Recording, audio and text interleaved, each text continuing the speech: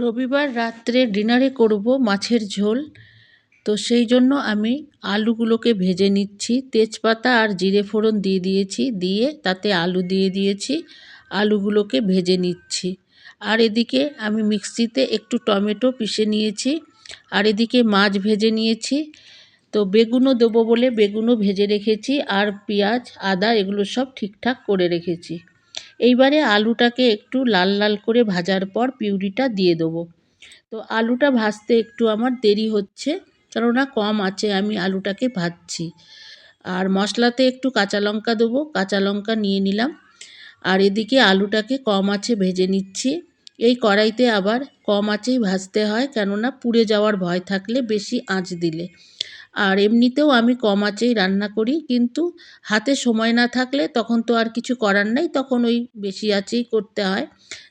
না তো আমি সাধারণত এই কম আঁচেই আস্তে আস্তেই রান্না করি। কম আঁচে রান্না করলে তরকারির স্বাদটা যেন একটু বেশি ভালো হয়।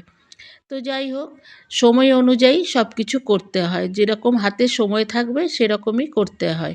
তো এবারে আলুগুলো প্রায় ভাজা হয়ে গেছে, টমেটো দিয়ে দিলাম। টমেটো দিয়ে একটু নাড়াচাড়া করে তারপরে আমি মশলা দিয়ে দেবো। মশলাতে পেঁয়াজ, আদা, জিরে, ধনের, লঙ্কার গুঁড়ো এই সমস্ত দিয়ে আমি পিষিয়ে নেব। আর আদাটা টুকরো করে দিলে আমি দেখেছি কখনো কখনো যেন টুকরোটা ভালো করে পেষে না, একটু দানা দানা থেকে যায়। সেই জন্য আমি এটা দিয়ে একটু ঘষে দিই। ঘষে দিলে পরে একেবারে মিহি হয়ে যায়। সেই জন্য আমি একটুখানি আদাটাকে ঘষে দিলাম। দিয়ে এবারে ভালো করে আমি পিষে নেব। আর মশলা পিষে নিয়ে তারপরে এদিকে তো টমেটো দিয়ে দিয়েছি। টমেটো দিয়ে দেওয়ার পরে তারপরে একটু নাড়াচাড়া করার পরে তারপরেতে মশলাটাকে দিয়ে দেবো। তো একটুখানি জল নিয়ে নিলাম। একটু জল না নিলে পরে ঠিক পেষে না, একটু জল নিয়ে নিলাম। নিয়ে আমি এবারে মিক্সিতে ঘুরিয়ে নেব। তো আজকের মাছের ঝোল আর ভাত রাত্রের, আর মাছের ঝোল একটু বেশি করেই করে রাখবো। তো যাই হোক, এখানে আমার মশলা পিষে নিচ্ছি। মশলা পিষা হয়ে গেছে। এইবারেতে আমি দিয়ে দিয়েছি কড়াইতে, দিয়ে ভালো করে কষিয়ে নিচ্ছি। ভালো করে কষিয়ে নিয়ে তারপরে জল দিয়ে দেবো। তারপরে একটু ফুটতে দেবো। তারপরে আলু, বেগুন আর মাছ দিয়ে দেবো।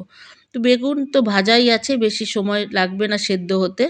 এদিকে আমি জল দিয়ে তারপরে ফোটার পর বেগুন আর মাছও দিয়ে দিয়েছি, আর সেদ্ধও হয়ে গেছে। এইবারে আমি ধনেপাতা ছিটিয়ে দিলাম। আর মাছের ঝোল এক কড়াই হয়ে গেছে। আজকে রাত্রে মাছের ঝোল আর ভাত।